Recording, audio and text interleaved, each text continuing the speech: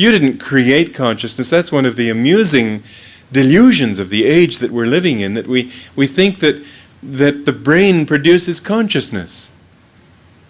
Consciousness has to be a fact before anything, it has to be a potential reality before anything can make it manifest.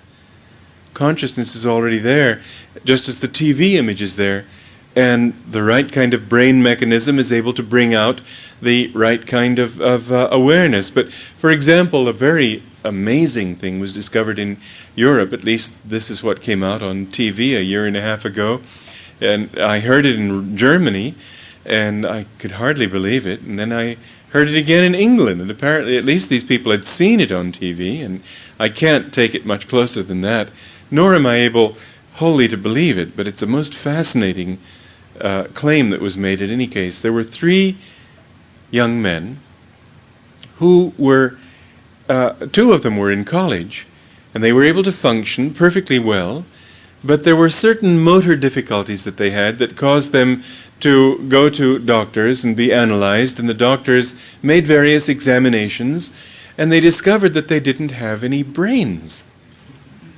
Their heads were empty. They were perfectly intelligent. They must have had some sort of central cortex that enabled them to perform their normal motor functions, but you'd think that without brains, well, what could they possibly do? But indeed, those people who have had momentary lapses from physical reality, like their heart stopping on the operating table or whatever it might be, have suddenly found themselves out of their bodies, looking down at them, and yet perfectly able to think, perfectly aware. In fact, many have made the statement that they were much more aware. And I have to admit, in fact, today even, I had this experience. I got to bed very late last night, and somebody phoned me very early this morning from Italy. And I was so groggy that for a while I didn't even know what that noise was. Finally, I zeroed in on the fact that it was a telephone. And I sort of stumbled over and picked it up, and there they were talking Italian, and I just... This brain sometimes doesn't seem quite so bright. It's heavy, it's material. It's as if sometimes we get the feeling that if only we didn't have it, we'd be able to think more clearly. If we didn't have this body, we'd be able to move more freely. And this has been, strangely enough, the experience of people who have gone into deep meditation, that they found that we are essentially non-corporeal, that we are essentially soul, and we manifest through this body for a while, but we're something much more. We are channels for the infinite, and everywhere we look, what we see is channels, not realities, ways through which the infinite expresses itself to the world around us.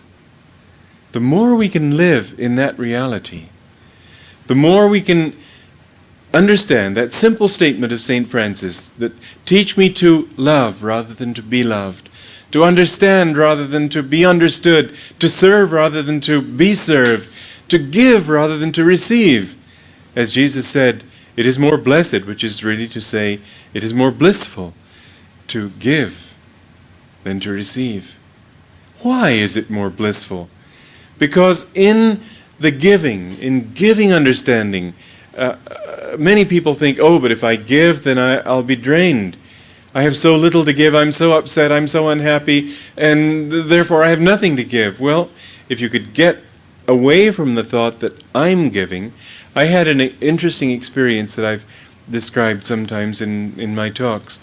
Years ago, somebody praised my writings, and he said that I must have been Shakespeare in some former lifetime because I write so beautifully, and I don't think that's true. And if it's true, I don't think my present writing is up to the mark. I've really had to work at it to write well. So I didn't accept it, but at the same time, naturally, I was pleased that he liked it well enough to say anything good. And although I didn't believe it, and although I didn't accept it, I noticed that the next day, when I sat down to write, the first thought that came into my mind was, I mustn't disappoint my public. If I do a job well, then I've got to always do it well. I have a reputation to live up to or something. So anyway, I tried to write with that consciousness. And I was amazed to find that I couldn't even get one sentence down on the page. It was so funny.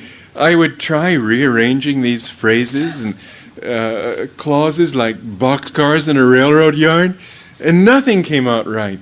Finally, I realized what I was doing. And I sat back and I had a good laugh at my expense. And I said, "What a fool you are." And so I said, "All right, God, what do you want to say?" And the moment I thought that, there it was, as if on a silver platter. It was just exactly right. And I realized that if I had done anything right, it was because I had put myself out of the picture and said, "You do it.